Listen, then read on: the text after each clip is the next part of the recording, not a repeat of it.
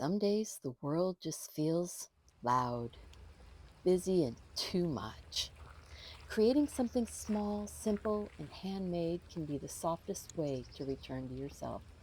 And today, we're going to be slow stitching a little tiny bird and giving our creative spirits a quiet place to rest.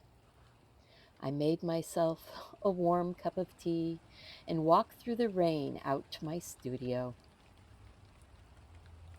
There's something about stepping through a doorway into a creative space. It's like crossing a gentle threshold out of the noise and back into possibility.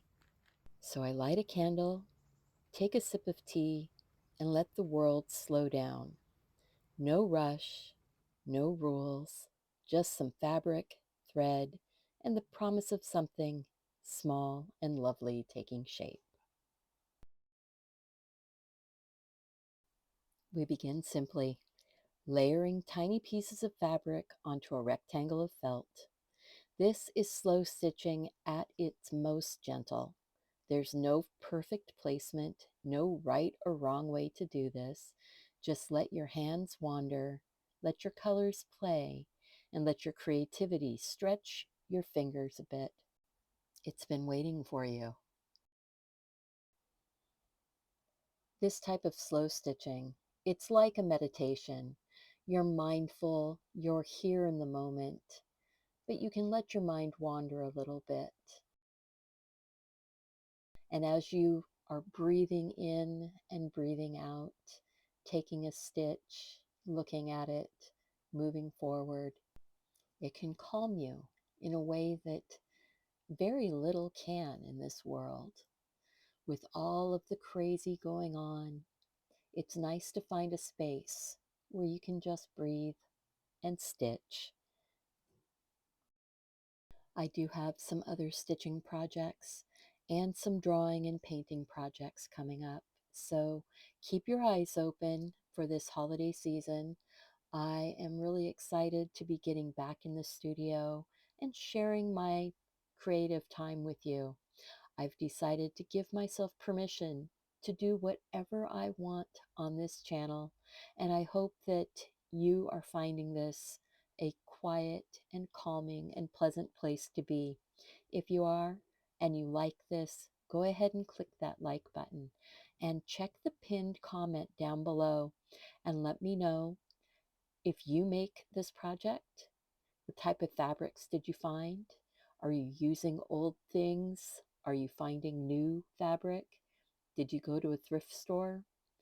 Did you raid your stash from years and years ago? Let me know in the comments. On days like this, especially when life is feeling a bit chaotic, I remind myself that creativity doesn't really need grand plans. It just needs a moment, a breath, a soft yes. Even 10 or 15 minutes of slow stitching can be enough to help you feel grounded again.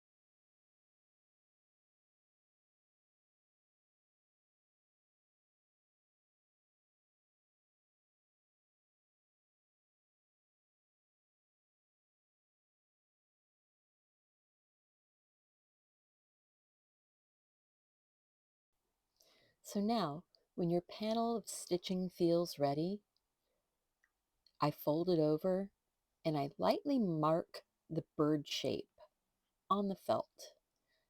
I'm not doing anything really precise. I'm just using a soft guide. I'm going to grab a pencil and I'm going to do a soft curve from the fold coming down to the long open edge. Now, this is just a suggestion. Your bird can be any shape you want it to be. This is just the shape I chose. But remember, it's not precise. It's just a guide. You don't need precision to bring the joy. You just need permission.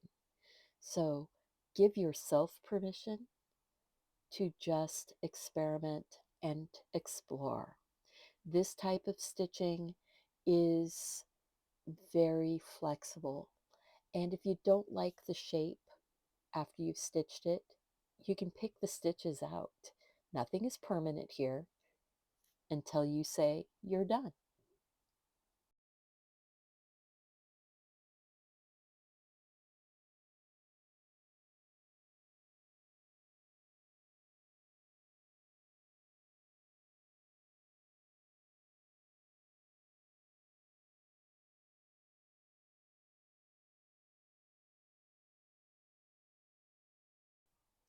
And now this is a place where I am going to be kind of careful where I'm placing my stitches.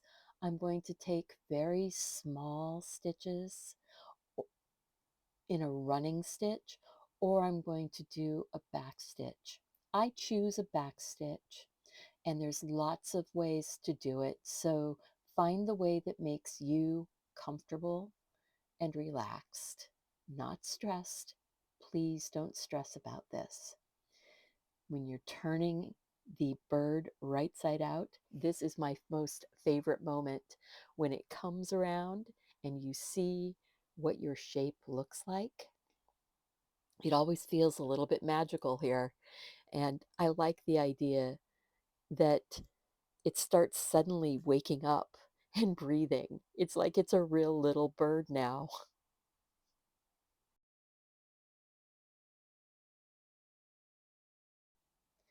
Softly filling the bird with a little bit of stuffing gives it shape and personality. As you do this, think about the experiences or dreams you'd like to gently tuck inside this very moment. A little comfort, a little courage, a little calm.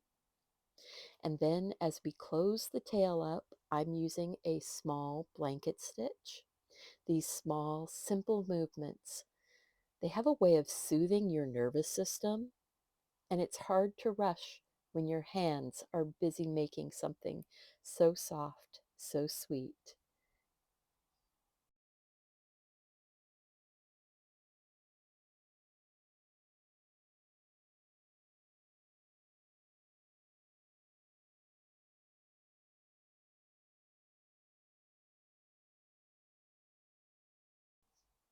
Shaping the tail doesn't need to be exact. This just needs to make you smile. Let it be wonky. Let it be charming. Let it be organic. Let it be real. Let you be real and be here in the moment. Just have fun.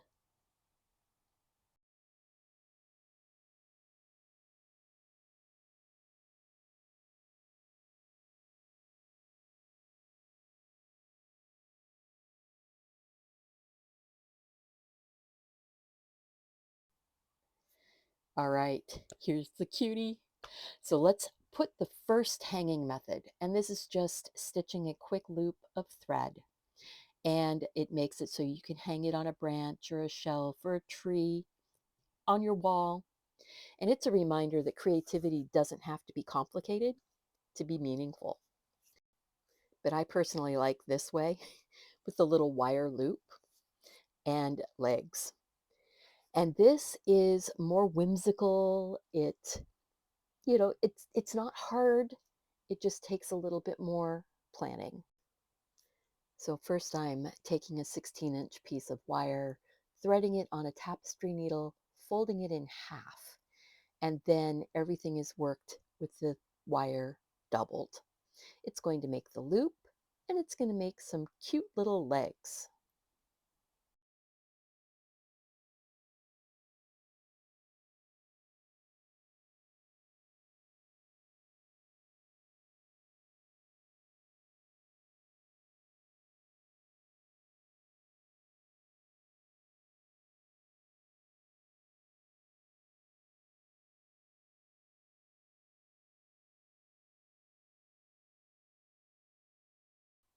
Mm.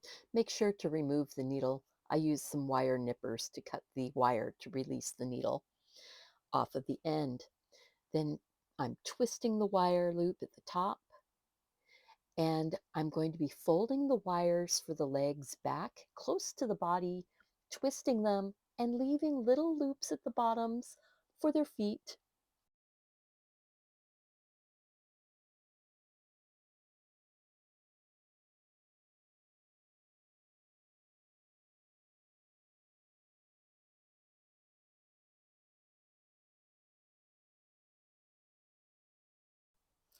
These birds look like they could hop and dance and wander around on your desk like tiny little studio companions.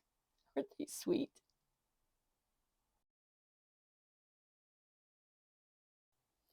I hope you're proud of the project that you just created. In a world that can feel overwhelming, creations like these become small acts of resistance, gentle rebellions of beauty, proof that even in chaotic times we can carve out moments of tenderness. And I truly believe this. Every single one of us is creative. You don't need hours, you don't need fancy tools. You just need a few stolen minutes and the courage to begin. Remember, do something creative. Take care of yourself so you can take care of those you love. See you back here again soon. Bye.